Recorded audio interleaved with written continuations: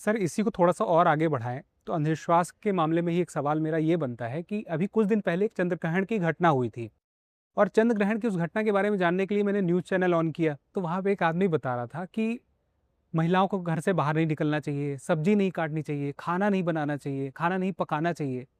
और दूसरी तरफ कुछ वैज्ञानिक ये भी बता रहे थे कि ये सब अंधविश्वास है, इसे मानने की ज़रूरत नहीं है, इंसानों को इसका कोई फ़र्क नहीं पड़ने वाला है। लेकिन उसके बाद भी मैं देखता हूँ लोग मानते नहीं हैं, उस चीज़ को फ़ॉलो करते हैं। आपने जो टीवी डिबेट्स देखी होंगी, मेरे ख्याल से उसमें 6, 7, 8 लोग बैठे होंगे डिस्कशन में। उन 8 में से वैज्ञानिक 1 या 2 ही होंगे। 5 या 6 धार्मिक लोग बैठे होंगे, है ना? ये हमारे टीवी का मिजाज आजकल है। ये मैं अंदाजे से कह रहा हूँ, मैं तो टीवी नहीं के बराबर देखता हूँ, तो पर मुझे अनुमान है कि टीवी की दुनिया में क्या चलता है। आपका सवाल है कि लोग क्यों नहीं मानते और ये लोग ऐसा क्यों कहते हैं, ये बात पूछना चाह रहे हैं ना? थोड़ा सा पीछे चलिए कि ऐसा क्यों हुआ होगा, क्योंकि आप में से किसी ने एक सवाल में चमत्कार शब्द का इस्तेमाल किया था, वहां से थोड़ा बात शुरू करते हैं। हम 70,000 साल पहले कॉग्निटिव रिवॉल्यूशन नाम की एक चीज हुई। कहते हैं कि वहां से इंसान ने लॉजिकली सोचना शुरू किया। ध्यान से समझना है, इस ब्रह्मांड की आयु 1400 करोड़ साल है। पृथ्वी की आयु 450 करोड़ साल है। जीवन की उत्पत्ति को 350 करोड़ साल हो चुके हैं। इन 350 करोड़ साल में केवल 3 लाख साल पहले होमोसेपियंस बने हैं और इनमें केवल 70,000 साल पहले इंसान ने सोचना शुरू किया है लॉजिकली। तो हमारे जीवन की कुल आयु 350 करोड़ साल में से सोचने समझने की आयु 70,000 साल की है सिर्फ, और कम से कम 3 लाख साल होमोसेपियंस वाले। लेकिन उसके पीछे की मेमोरीज तो आ ही रही होंगी जेनेटिक तरीके से हमारे पास। कई लाख सालों से इलॉजिकल, इररेशनल, अनसाइंटिफिक चीज़ें हमारी परंपरा में, कल्चर में हमें मिलती हुई आ रही हैं। ये हमारा मेकअप है, हम ऐसे बने हैं। इन 70,000 साल में भी अगर आप थोड़ा ध्यान से देखें, पहली बार लोगों ने दार्शनिक वैज्ञानिक प्रश्न कब शुरू किए? हम अगर वेद को सबसे पहला मान लें, हम अगर कहें कि भाई जो हमारे वेद लिखे गए वैदिक पीरियड में, अर्ली वैदिक पीरियड में, ऋग्वैदिक पीरियड में, वो सबसे पुराना मान लेते हैं, तो भी हम कितना मान लेंगे? 5,000 साल पहले मान लेंगे। अगर पश्चिम में देखेंगे तो मेसोपोटामिया थोड़ा सा पहले दिख जाएगा, ग्रीक वगैरह आपको करीब 2,500 साल पहले के दिखेंगे। 600 BC, आज 2100 है, तो 2,500 साल मान लीजिए। तो 5,000 साल पहले, सिर्फ 5,000 साल पहले दार्शनिक प्रश्न आने शुरू हुए। कुछ वैज्ञानिक भारत में भी हुए, कुछ वहां भी हुए, लेकिन विज्ञान एक एस्टेब्लिश ट्रेडिशन के रूप में वैज्ञानिक क्रांति के साथ अगर देखें तो 500 साल की बात है, मुश्किल हो 17-16 सेंचुरी की बात है।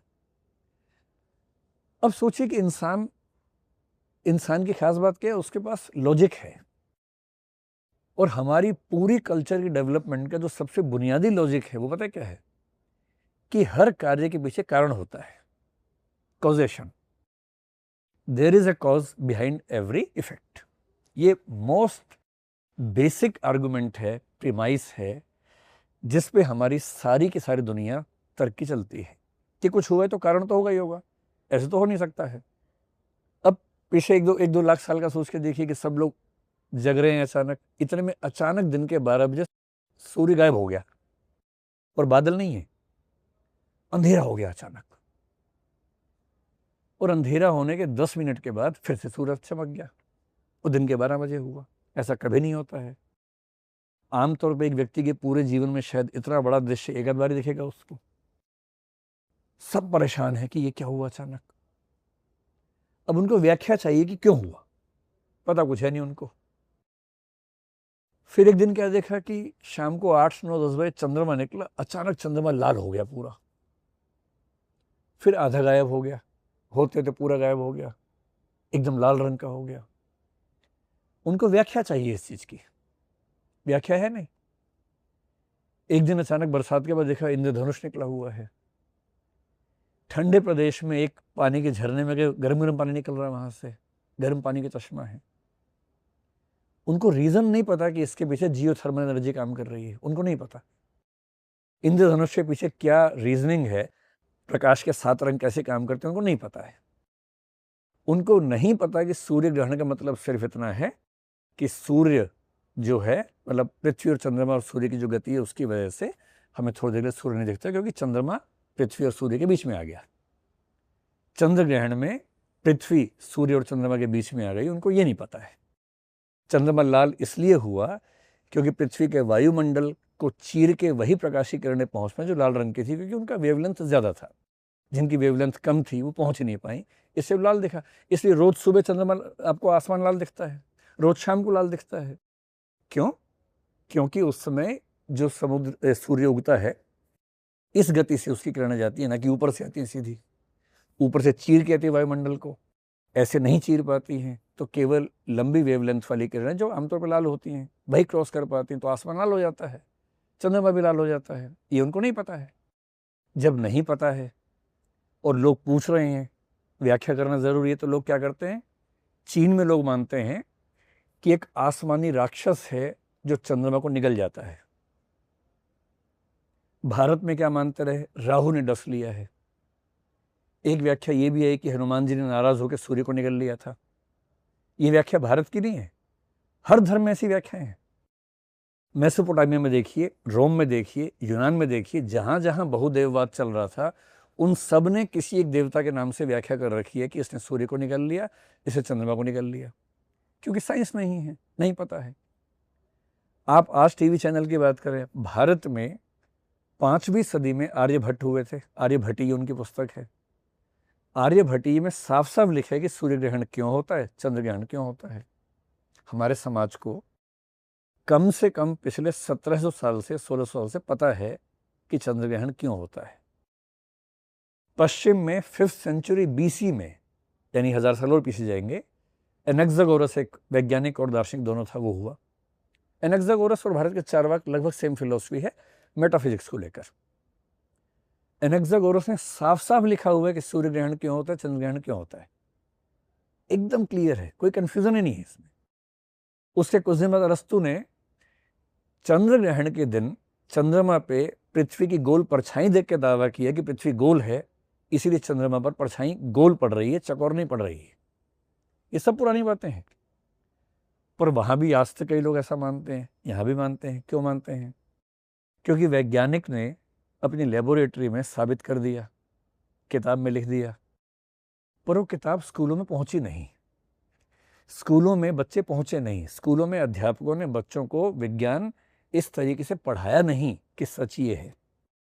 धर्म की पहुंच व्यक्तियों तक, परिवारों तक, बच्चों तक विज्ञान की तुलना में ज्यादा रही। इसलिए विज्ञान द्वारा साबित करने के 1600 साल बाद भारत में, 2600 साल बाद यूरोप में, तब भी अगर चंद्र ग्रहण पे लोग डरते हैं तो इसका मतलब है कि विज्ञान नहीं पहुंच पाया है। और ये क्यों कहते हैं कि महिलाएं दूर रहें? आप उस खौफ को देखिए। आज से केवल 4 पीढ़ी पहले मैंने आपसे कहा था कि एक एक घर में 10-12 बच्चे हुआ करते थे। आप एक काम करना, अपने दादाजी से पूछना कि आपके दादाजी कितने भाई बहन थे, जिंदा मुर्दा दोनों, जो मर गए बचपन में, उन सबको मिला के। जनरली वो संख्या 10 से ऊपर रहेगी, कहीं कहीं 15 होगी, कहीं कहीं 16-17 होगी। एक महिला 15-15, 16-16 बच्चों को जन्म देती थी। केवल आज से 100 साल पहले की बात कर रहा हूँ मैं, बहुत पुरानी बात नहीं कर रहा हूँ। ऐसा क्यों होता था? 15 बच्चे होंगे, 1 या 2 बचेंगे। गर्भावस्था के दौरान बच्चे को जन्म देने के प्रोसेस में 1 लाख में से लगभग 1000 महिलाओं की मौत हो जाती थी।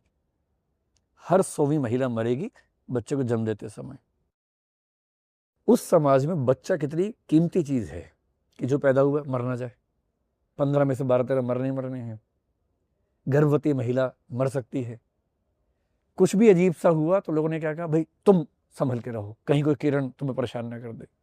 आजकल हम क्या करते हैं, छोटा बच्चा होता है, बोलते हैं सोते हुए मोबाइल फ़ोन दूर रख के सो। हमें नहीं पता कि मोबाइल फ़ोन के विकिरण से नुकसान होगा या नहीं होगा, कोई स्टडी नहीं है। मोबाइल फ़ोन आए हुए 20-25 साल हुए हैं। मोबाइल फ़ोन के रेडिएशन से हम सब पे क्या प्रभाव पड़ेगा ये पता लगते लगते 20 साल और लगेंगे अभी। पर अज्ञात का भय हमें भी तो है। मैं खुद भी सोता हूँ तो मोबाइल फ़ोन थोड़ा सा दूर रख के सोता हूँ। दिन भर साथ में रखता है, रात को दूर कर देते हैं कि भाई कहीं विकिरण का असर ना पड़ जाए। चंद्र ग्रहण, सूर्य ग्रहण में उनको तो डर लगता होगा कहीं रेडिएशन का असर ना पड़ जाए, गर्भवती महिला के घर पे ना पड़ जाए, बच्चा मर ना जाए पेट में, ये औरत ना मर जाए। इसलिए हर समाज अपनी ज्ञान की अवस्थाओं के हिसाब से डर, खौफ पैदा करता है, और वो ठीक है। दिक्कत ये कि आज ऐसा क्यों है? क्योंकि हम वैज्ञानिक बातों को पहुंचाना कम ज़रूरी समझते हैं। और टीवी चैनल्स के बारे में अगर आप समझें, टीवी चैनल का धर्म ये बिल्कुल नहीं है कि आपको ज्ञान दे। उनका क्या पर्पस है? प्राइवेट चैनल्स हैं, पर्पस क्या है कि प्रॉफिट कमाएं। प्रॉफिट कैसे आएगा? ऑडियंस बंधे रहेंगे तो आएगा। आज की दुनिया में आप में से कौन टीवी देखता होगा? आप सब यूट्यूब वाले हैं, फ़ोन देखते होंगे। आजकल टीवी कौन देख रहा है? बड़े बूढ़े देख रहे हैं। टीवी देखने वालों की औसत आयु 40 प्लस जा चुकी होगी अब तक मेरे ख्याल से। बड़े बूढ़े लोग टीवी ज़्यादा देख रहे हैं। उनको आस्था, अंधविश्वास में फंसाना ज़्यादा आसान भी होता है, क्योंकि उनके बचपन से परवरिश वैसी रही है। इसलिए 8 में से 6 धार्मिक लोग होंगे, 2 वैज्ञानिक होंगे जो कम बोल पा रहे होंगे। और डर सबसे ज़्यादा बिकाऊ वस्तु मानी जाती है। अगर आप विज्ञापन की दुनिया के नियम पढ़ेंगे, किसी को प्रभावित करना हो, कन्विंस करना हो, सबसे अच्छा तरीका मनोविज्ञान मानता है, उसको डरा दो। इसलिए इंश्योरेंस बेचना हो तो पहले ऐसा विज्ञापन दिखाओ कि एक महिला का पति अचानक मर गया, बेघर हो गई क्योंकि इंश्योरेंस नहीं था, और फिर कहो तुम्हारा पति जिंदा है, तुम तो ले लो इंश्योरेंस। अब सब महिलाएं पति का इंश्योरेंस करवा देंगी तुरंत। खौफ पैदा हो गया ना। डर से ज़्यादा कुछ नहीं बिकता है। और इसलिए जब आप कहेंगे चंद्र ग्रहण में डरना है, तो लोग चिपक के टीवी देखेंगे। आप कहेंगे डरने की बात नहीं है, चैनल चेंज कर लेंगे। बांध के रखना है ना। तो टीवी की अपनी इकोनॉमी है, उस विज्ञापन की इकोनॉमी की बात करना अलग है। तो आपके सवाल के मैंने 3 जवाब दिए कि टीवी ऐसा क्यों दिखाता है, खौफ क्यों पैदा करता है। क्योंकि उसका ऑडियंस वैसा है, और चिपकाने के लिए भय की अपनी कीमत है। और ये ज्ञान हमें है या नहीं? तो बहुत पहले से ज्ञान है। फैला क्यों नहीं है? क्योंकि हमने विज्ञान को ठीक से फैलाया नहीं है। हमने अब तक उतनी मेहनत नहीं की। अगर उतनी मेहनत करेंगे तो चीज़ें ठीक रहेंगी।